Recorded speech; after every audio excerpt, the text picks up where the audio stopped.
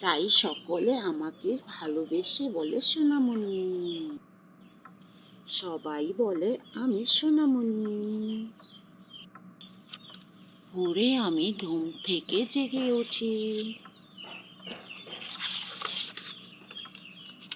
সকালে ও রাতে আমি ভালো করে দাঁত মাজি। খেতে বসার আগে আমি সব সময় সাবান দিয়ে হাত দিই। সকালের খাবার ঠিক মতো খাই। আমি সাবধানে পথ চলি।